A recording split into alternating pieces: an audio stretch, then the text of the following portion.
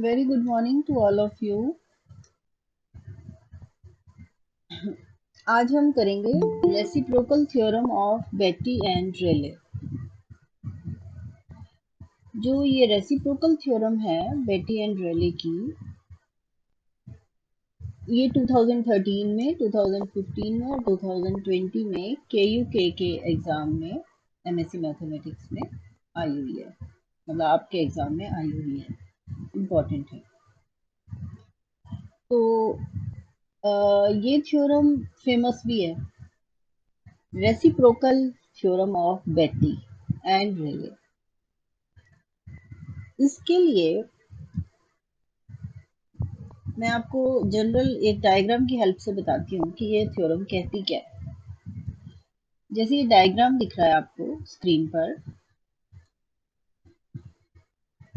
यहाँ पर हम ये जो किनारा है, ब्लू एरो है, यहाँ P लिखा हुआ है और 1 नंबर, यहाँ हम फोर्स P लगा रहे हैं, ठीक है। और दूसरी जगह हम पहले तो इसी की बात करते हैं, ऊपर वाले की। फोर्स P लग रहा है और जो डिस्प्लेसमेंट है वो ये हो रही है डेल्टा P2। इस फोर्स P की वजह से डिस्प्लेसमेंट ये है। दूसरी सिचुएशन में, एक और सिचुएशन, वहां फोर्स Q लग रहा है, लेकिन किस बिंदु पर लग रहा है? वो बिंदु है नंबर 2। पहली सिचुएशन में फोर्स किनारे पे लग रहा है और डिस्प्लेसमेंट नंबर 2 यानी पोजीशन बीच में हो रही है।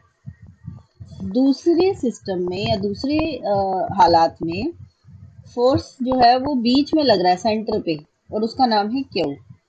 और डिस्प्लेसमेंट जो हो रही है वो किनारे पर हो रही है और वो है डेल्टा Q1। अब बेटी और रेले ने क्या निकाला निष्कर्ष? उन्होंने कहा कि ये बिंदु तो सेम है, 1 और 2 जो इसके सिस्टम के हैं वही यहाँ है। बस इतना फर्क है कि 1 में पहले हालात में फोर्स 1 पे लग रही है और दूसरे हालात में फोर्स 2 पे लग रही है। तो डिस्प्लेसमेंट की जगह भी पलट गई। यहाँ पर डिस्प्लेसमेंट नंबर 2 पे हो रही है, यहाँ डिस्प्लेसमेंट नंबर 1 पे हो रही है। तो उन्होंने कहा कि ये फोर्स P और दूसरे सिस्टम की डिस्प्लेसमेंट यानी डेल्टा Q1 की गुना, P और डेल्टा Q1 की गुना बराबर होगी Q और डेल्टा P2 की गुना। P ने जो डिस्प्लेसमेंट पैदा की थी वो थी डेल्टा P2, लेकिन P फोर्स और डिस्प्लेसमेंट जो Q ने पैदा की डेल्टा Q1, उनकी गुना बराबर है Q फोर्स और डिस्प्लेसमेंट जो P ने बनाई थी डेल्टा P2, इनके बराबर है। तो मतलब अगर मैं ये कहूँ कि पहले सिस्टम का फोर्स और दूसरे की डिस्प्लेसमेंट की गुना बराबर है ये देखो, ये लिखा हुआ है आपके पास, P delta Q1 equal to Q delta P2। ठीक है, यही मैं आपको कहना चाह रही हूँ कि बस ये रिजल्ट है बेटी एंड रेले का। अब ये रिजल्ट बेटी एंड रेले ने, या बेटी एंड मैक्सवेल, दो नाम आपको मिलेंगे गूगल पे। बेटी के साथ मैक्सवेल का नाम भी आता है, रेले। तो मैंने ये नहीं चेक किया मैक्सवेल रेले एक ही बंदा है या अलग अलग है। तो आपके पास ये रिजल्ट यहाँ फोर्स पे है, P और Q फोर्स है और डिस्प्लेसमेंट है डेल्टा P2 और डेल्टा Q1। अब ये फोर्स की जगह अगर TIJ स्ट्रेसेस होते, स्ट्रेस TIJ होता है, स्ट्रेस की वजह से डिस्प्लेसमेंट पैदा होती है, डिस्प्लेसमेंट का नाम UI होता है।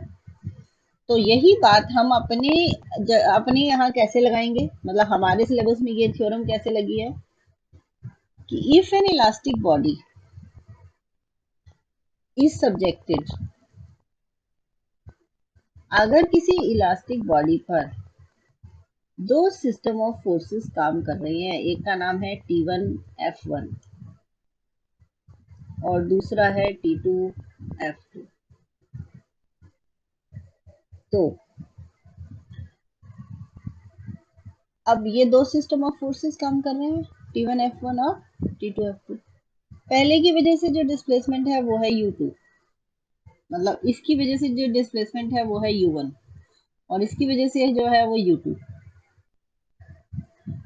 तो हमारा सिलेबस कहता है कि इस केस में इसने डैश से लिया है, तो रिजल्ट क्या होगा? देखो, ये आप ऐसे लीजिए, दोबारा लिखती हूँ मैं यही बात जो आपके नोट्स में है, एग्जैक्टली वही सिंबल यूज करते हैं। दो सिस्टम है, एक है टी आई एफ आई और एक है T I dash F I dash. इसकी वजह से जो डिस्प्लेसमेंट है वो यू आई है, इसकी वजह से जो है ये यू आई डैश है। तो हमारा रिजल्ट कहता है कि वर्क डन होता है टी आई, इसका फोर्स अगर लेंगे तो डिस्प्लेसमेंट ये गुना होगी यू आई डैश, बेटी ने ये कहा, और एफ आई के साथ भी यू आई डैश। अब बॉडी फोर्सेस हमेशा वॉल्यूम पे होते हैं और सरफेस फोर्सेस सरफेस पर होते हैं, बराबर होगा। अगर मैं ये सिस्टम लेती हूँ, अब येलो कलर यूज करेंगे, अगर सिस्टम ये लूंगी तो डिस्प्लेसमेंट ये लगेगी इसके साथ, इंटीग्रल टी आई डैश लूंगी तो यू आई, और एफ आई डैश के साथ यू आई। यहाँ डी टो हो गया, ये टो, और यहाँ डी सिग्मा, ये सिग्मा। ये रिजल्ट ये कहा बैटी और रेले ने। अब देखो उनका रिजल्ट जो मैंने अभी डायग्राम बनाया था वो क्या था, यहाँ फोर्स पी लग रहा है, यहाँ डिस्प्लेसमेंट है डेल्टा पी वन।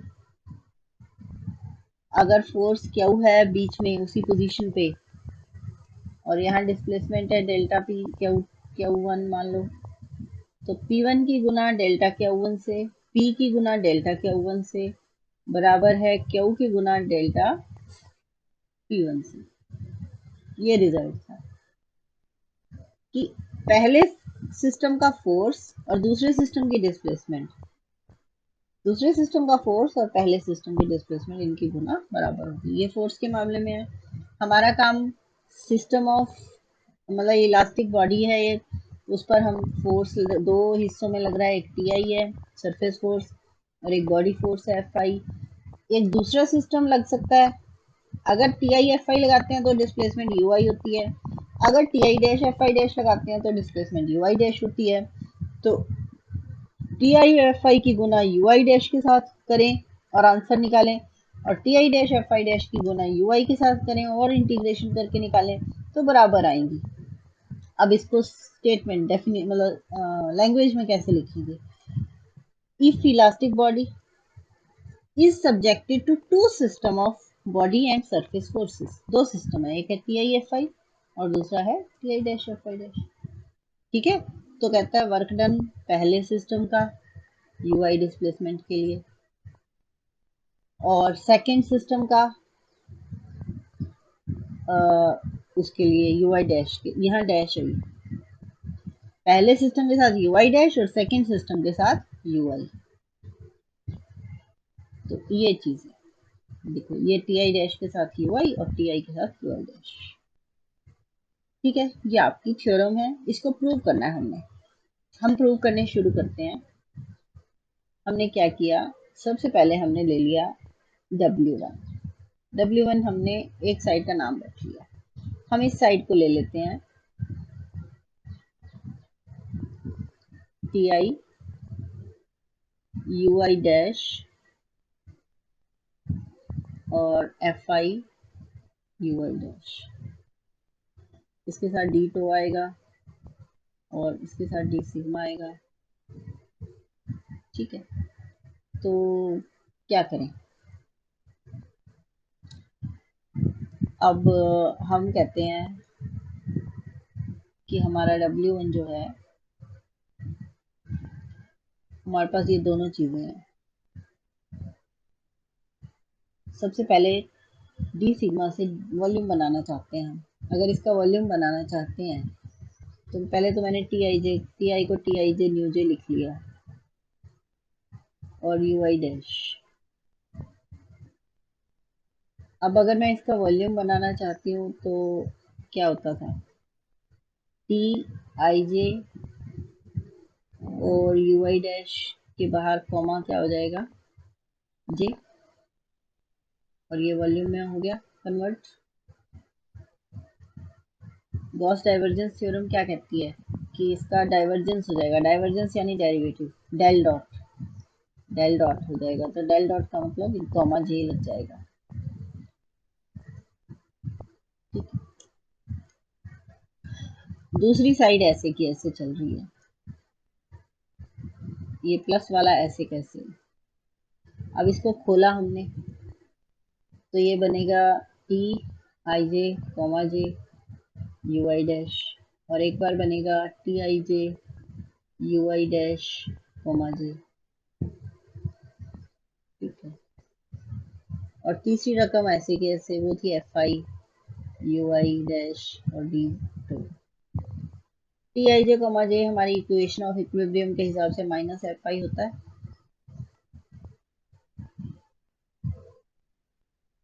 ये टर्म और ये टर्म करके तो हमारे पास ये बचा।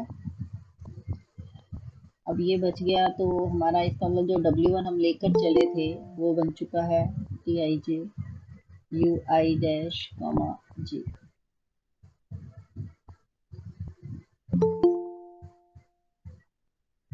ठीक है। अब इससे आगे हमें कहाँ पहुँचना है? हमें तो जो प्रूव करना है वो दोनों साइडें इक्वल प्रूव करनी है। तो हम आगे पहुँचते हैं, यहाँ तक का काम हो गया, ये हमने कर लिया, यहाँ पहुँच गए। अब हम टी आई जे को पुट करते हैं lambda theta delta I J plus 2 mu E I J, और फिर ई आई जे की जगह U I J plus U J I. चलो टी आई जे की जगह lambda theta delta I J plus 2 mu E I J, और बाहर है U dash I comma J, और अब ये वॉल्यूम पर है सब कुछ। ठीक है। ये W1 है।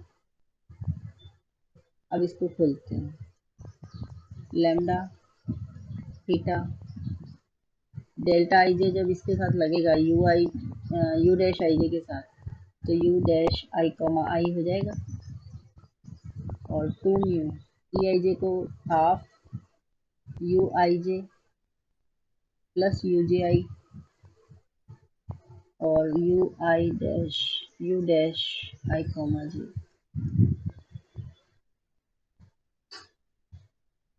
ठीक है। और ये डी तो, और ये इंटीग्रल अलग कर दिया, ये अलग। अब ये वाला जो इंटीग्रल है आ, ये तो ठीक है सिमेट्रिक है, आई है इसमें जे है ही नहीं। अब इस इंटीग्रल में यहाँ तो आई कॉमा जे है, ये भी आई कॉमा जे है। यहाँ दिक्कत है कि डैश वाले का तो आई कॉमा जे है और इसका जे कॉमा आई, तो हम सिमेट्री का इस्तेमाल करते हुए कह देते हैं कि दोनों बराबर हो गए। भाई ये तो है ये, प्लस जो अगला था उसको भी चेंज करके हमने यही पहुंचा दिया यू आई जे और U dash I comma G, और सारा वॉल्यूम पर है D two D two D two. Purpose क्या है? हम कहते हैं इसको बोलते हैं पहले सब्सक्रिप्ट को प्राइम और दूसरा होता है को प्राइम। हम ये कह रहे हैं कि सिमेट्रिक है प्राइम और को प्राइम, मतलब पहला एलिमेंट ये पूरा प्राइम कह लो, ये को प्राइम कह लो। ये प्राइम और को प्राइम के रिस्पेक्ट में सिमेट्रिक है, यानी यू डैश हम इधर करके लिख दें चाहे इधर लिख दें कोई फर्क नहीं पड़ेगा। यहाँ भी यही बात है और यहाँ भी यही बात है। थीटा क्या होता है यू आई कॉमा आई, और ये यू डैश आई कॉमा आई। तो हम क्या कहना चाह रहे हैं? हम ये कहना चाह रहे हैं कि डैशेस बाद में है, ये they are symmetric with respect to prime and co prime variables. तो इसलिए since they are symmetric with respect to prime and co prime, तो इसलिए हम क्या कहेंगे, हमने ये कह दिया ये सिमेट्रिक है विद रिस्पेक्ट टू प्राइम और को प्राइम।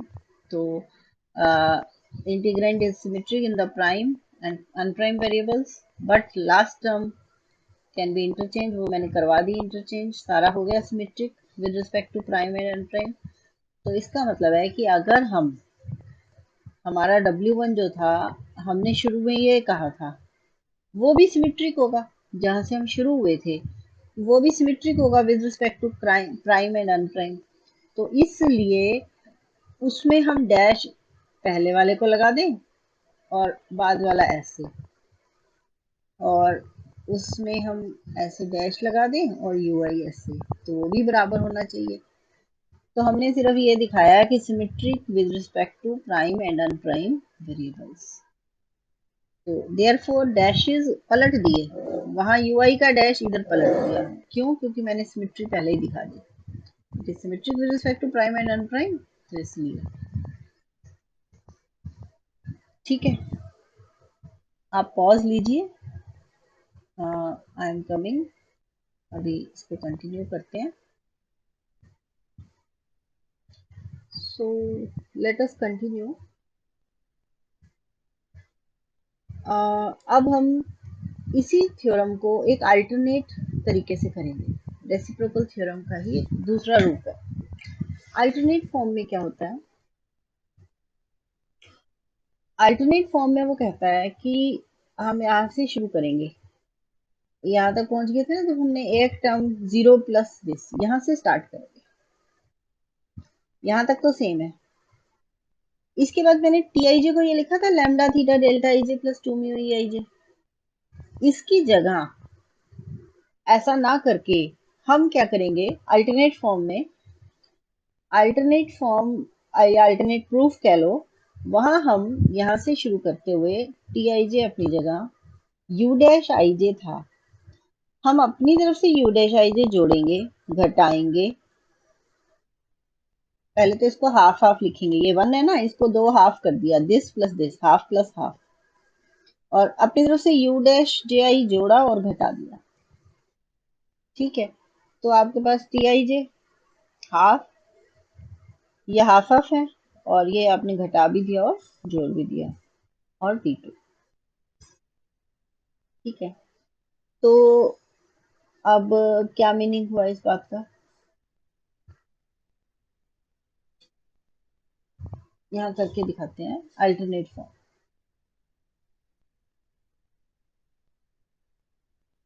अल्टरनेट प्रूफ कह लो। अल्टरनेट प्रूफ में हम यहाँ से स्टार्ट करते हैं T I J U dash I comma G, ये था, और यहाँ था डी टू ओवर टू। तो हमने क्या कर दिया, T I J U dash I comma G है, इसको हमने लिखा हाफ, हाफ बाहर कर दिया, U dash I comma J plus U dash I comma J. ठीक है, हाफ हाफ। अब अपनी तरफ से U dash J comma I जोड़ा और घटा दिया।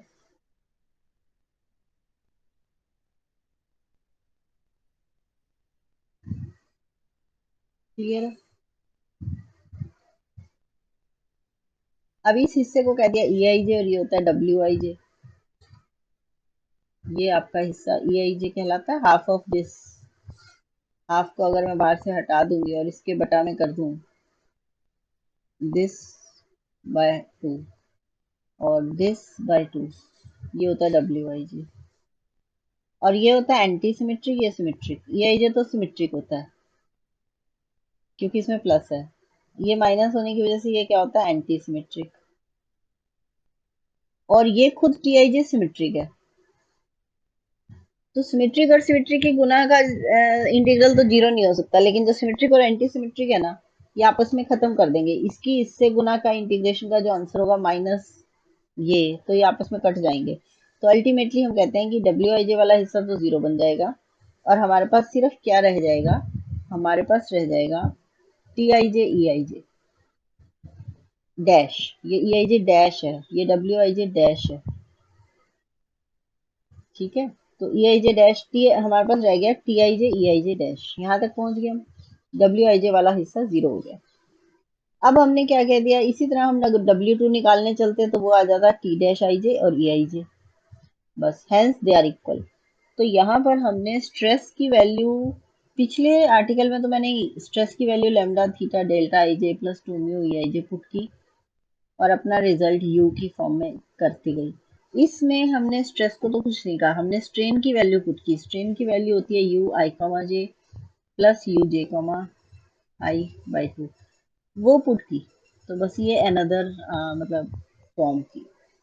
दोनों में प्रूव वही बात कर रहे हैं कि W1 is equal to W2। W1 first system की स्ट्रेन एनर्जी है या वर्क डन है, W2 दूसरे सिस्टम का वर्क डन है। Let us talk